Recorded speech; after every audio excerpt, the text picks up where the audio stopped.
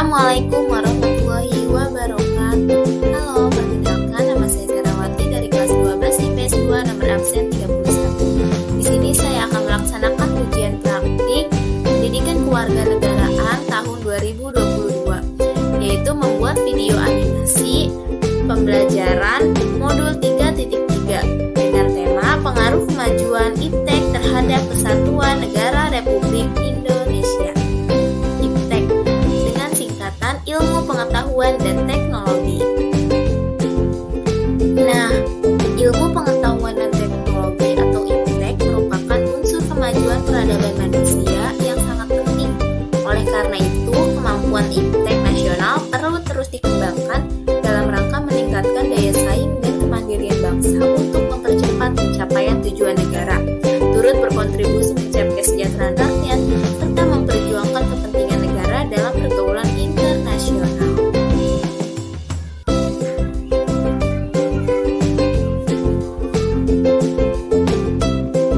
Lalu, pembangunan IPTEK ditujukan untuk membantu pemecahan persoalan kekinian dan mengantisipasi masalah masa depan, masalah terkini, dan juga masalah yang timbul di masa depan. Yang menjadi pusat perhatian adalah upaya pencarian alternatif teknologi melalui penelitian, pengembangan, dan penerapan IPTEK di bidang pangan, kesehatan, energi, pertahanan, transportasi, serta informasi dan telekomunikasi.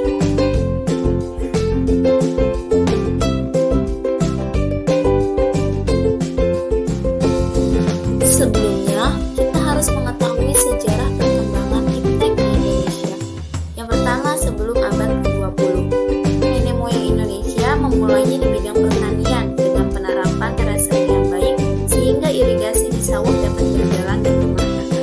Kemudian di bidang kelautan, nenek moyang berhasil membangun perahu layar. Barulah bidang busana rakyat Indonesia mengenal teknologi membatik dan menenun, sehingga terus berkembang ke bidang lainnya seperti arsitektur, membangun bangunan yang bermacam-macam bentuknya.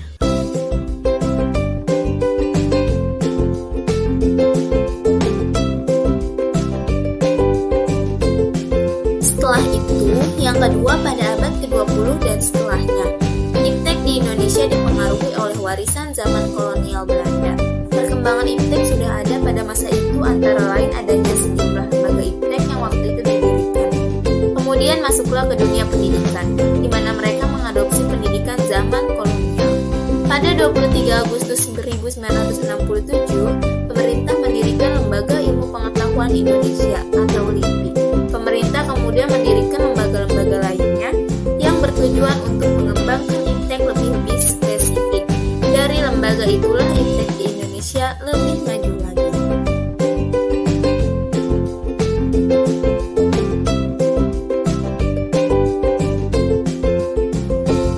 Tahukah kalian kalau kemajuan IPTEK ini juga membawa pengaruh, entah pengaruh positif maupun negatif?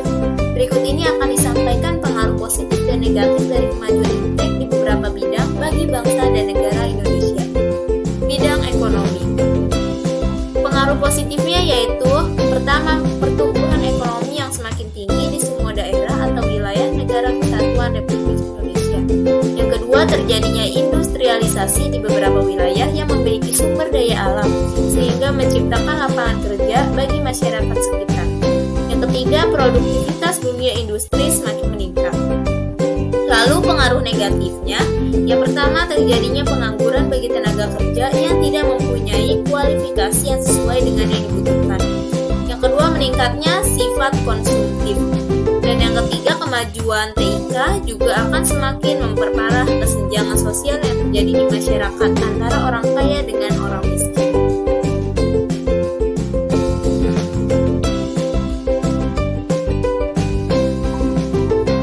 Bidang sosial budaya. Pengaruh positif, yang pertama, peningkatan kesejahteraan masyarakat dengan meningkatkan penggunaan IPTEK dalam memproduksi potensi daerah setempat. Yang kedua, segala informasi di dunia adalah berkat perkembangan IPTEK. Yang ketiga, hubungan sosial antar masyarakat yang berbeda suku, bangsa, agama, budaya, dan daerah dapat berlangsung di mana saja dan kapan saja dengan memanfaatkan sosial media.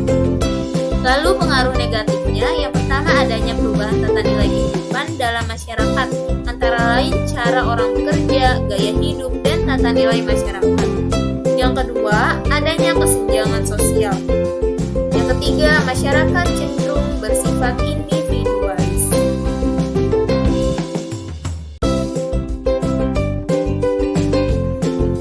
Dan bidang pendidikan. Pengaruh positif yang pertama, munculnya media massa, khususnya media elektronik sebagai sumber ilmu pusat pendidikan. Yang kedua, kita akan lebih cepat mendapatkan informasi-informasi yang akurat dan terbaru di seluruh dunia. Yang ketiga, teknologi menawarkan media audiovisual yang interaktif pada proses pembelajaran, yang seperti saat ini sedang kita gunakan. Lalu pengaruh negatif yang pertama, penyalahgunaan teknologi yang lainnya adalah pengetahuan yang melakukan tindak kriminal atau tidak dibenarkan. Yang kedua, menurunnya kualitas literasi pada manusia. Dan yang ketiga, menurunnya moral di masyarakat, khususnya di kalangan remaja dan pelajar.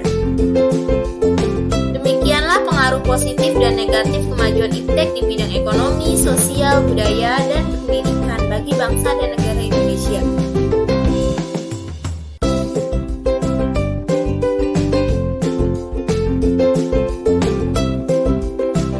Kemajuan iptek membawa pengaruh yang positif dan yang negatif. Jika terjadi pengaruh yang negatif, maka penggunaan dan pengembangan ipteknya tidak sesuai atau bertentangan dengan Pancasila dan UUD Negara Republik Indonesia tahun 1945. Sesuai dengan amanah tersebut, maka sebaiknya pengaruh yang positif bisa membantu warga negara Indonesia dan membuat negara ini semakin maju di segala bidang kehidupan.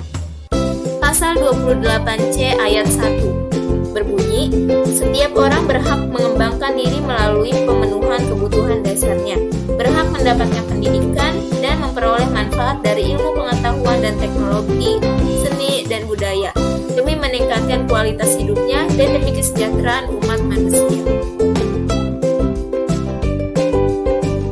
Yang kedua, pasal 31 ayat 5 berbunyi, pemerintah memajukan ilmu pengetahuan dan teknologi dengan menunjang tinggi nilai-nilai agama dan persatuan bangsa untuk memajukan peradaban serta kesejahteraan umat manusia.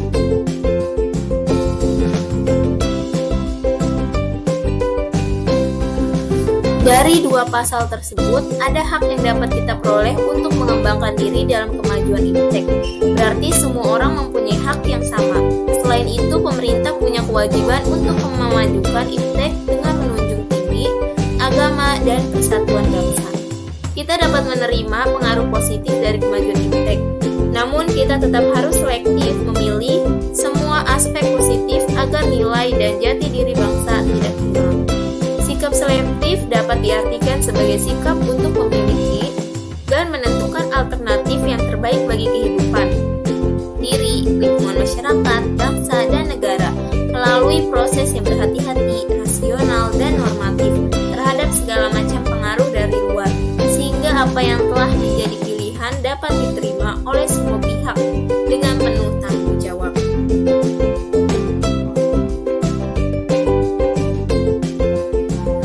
Kita dapat melakukan cara-cara sebagai berikut untuk bersikap selektif. Yang pertama, membatasi penggunaan gadget dan perbanyak sosialisasi dan bergaul dengan orang lain secara tatap muka. Yang kedua, memanfaatkan teknologi untuk hal yang lebih positif, seperti mencari ilmu pengetahuan atau informasi. Yang ketiga, tetap melakukan hal-hal konvensional, yang intinya tidak boleh ketergantungan terhadap berkembangnya ilmu pengetahuan dan teknologi.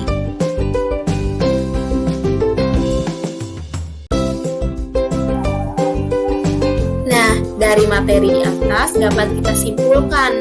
Yang pertama, ilmu pengetahuan dan teknologi adalah suatu sumber informasi yang dapat meningkatkan pengetahuan ataupun wawasan seseorang di bidang teknologi. Yang kedua, pembangunan iptek ditujukan untuk membantu pemecahan persoalan kekinian dan mengantisipasi masalah masa depan. Yang ketiga, iptek tidak dapat dipisahkan dalam kehidupan sehari-hari. Ilmu selalu dipandang sebagai produk, proses, dan paradigma yang secara sadar diperoleh melalui kegiatan ilmiah. Sedangkan pengetahuan didapat melalui proses pemahaman di luar metode ilmiah. kemajuan iptek cukup besar dalam membantu kehidupan masyarakat di dunia dan khususnya bagi Indonesia. Selain itu, kemajuan iptek ini juga membawa pengaruh positif dan negatif bagi bangsa dan negara Indonesia.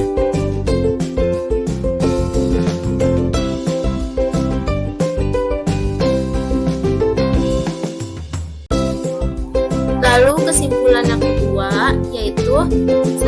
Sikap selektif dapat diartikan sebagai sikap untuk memiliki dan menentukan alternatif yang terbaik bagi kehidupan diri, lingkungan masyarakat, bangsa, dan negara melalui proses yang berhati-hati, rasional, dan normatif terhadap segala macam pengaruh dari luar sehingga apa yang telah menjadi pilihan dapat diterima oleh semua pihak dengan penuh tanggung jawab.